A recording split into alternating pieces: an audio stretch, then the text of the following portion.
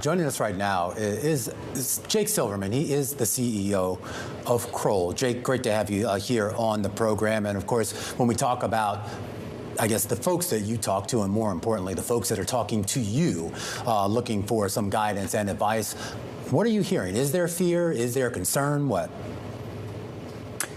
Well, first of all, hi, Katie. Hi, Romaine. Thanks for having me back.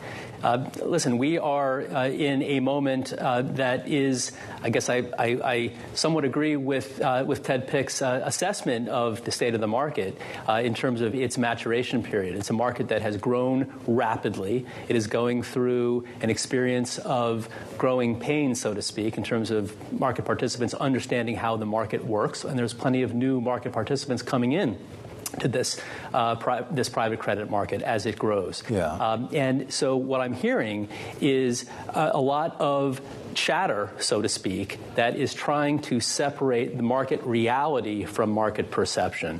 And what we at Kroll are focused on doing is showing the market participants a source of truth. And as we talked about last time, we developed a private credit benchmark that is really meant to show the facts that underlie this evolving and maturing market. Well, so what is the truth, though, Jake? I mean, we know there's risk out there. I guess the question is sort of, what is the actual measure and whether there's any sort of concern or legitimate concern about contagion. What are you finding? Yeah. So what we're finding when we look at the Kroll Stepstone private credit benchmarks is that, in fact, risk as measured by traditional leverage and credit metrics, has not really increased. And this is through really the end of the first quarter of this year. Key credit metrics like leverage, like interest coverage, have really not increased in any meaningful fashion. And in fact, based on new issue volume that form part of the benchmark itself, we're actually not seeing spreads widen materially across various market sectors. Now, there are idiosyncrasies, of course, and there are certain sectors where we are seeing certain spreads widen.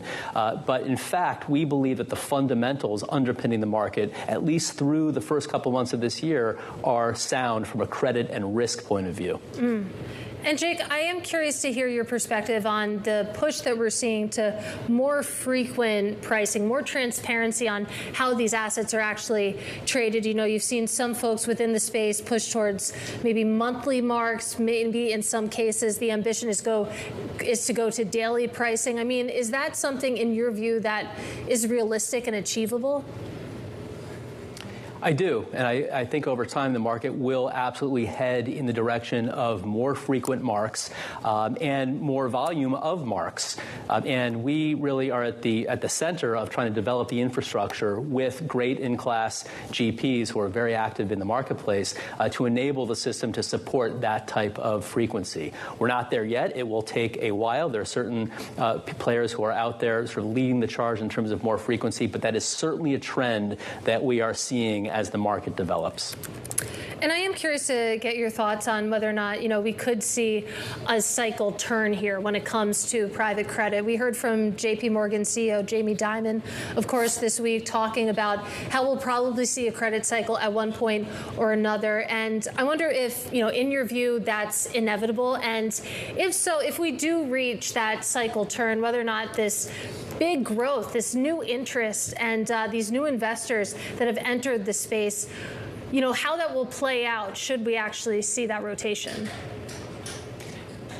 First of all, I'm not a market strategist or a market prognosticator. We're here to support the growth of the market. I do believe that whether or not there is a cyclical shift one way or the other, that the secular trends towards the growth of the private markets and the growth in other forms of investors in the private markets will continue. And I think it will continue for years, if not decades, to come. So we believe that the secular growth of the overall asset class and the exposure to new forms of investors will continue to grow. And what we're focused on is making sure that the market infrastructure can keep up with that growth and demand, and weather whatever storms might impact a market from time to time. All right, Jake, really appreciate your perspective. That is the CEO of Kroll. His name is Jake Silverman.